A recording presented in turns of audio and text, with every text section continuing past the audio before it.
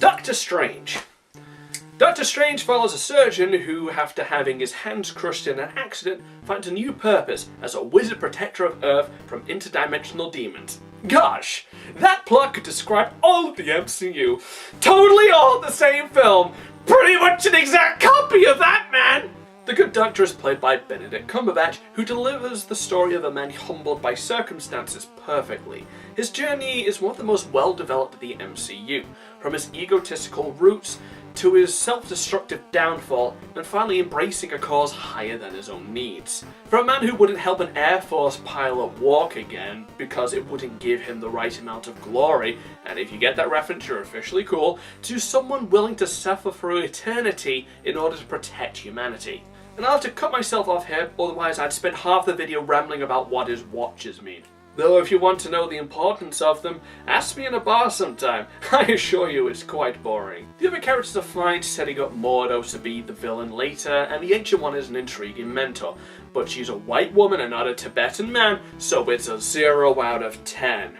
I mean, people may demand that a white character be turned into an Asian man, but the reverse is not allowed. The original race must be kept at all costs. Isn't that right, Mordo?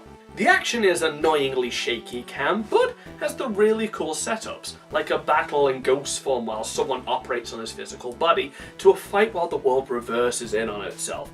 It really took the concept of magical heroes and used it to deliver more than just some cool special effects. This got really creative. And the villain's really interesting. No, not Mad Mickelson's character Caecilius. Silius. He's more of a lackey to the real villain, Dormammu. What's interesting about him is how he corrupts people and wins them over, like a cult leader more than anything, attracting the broken and tempting them with power in exchange for letting him consume the dimension. Caecilius, Silius, is more of a vector for the true threat.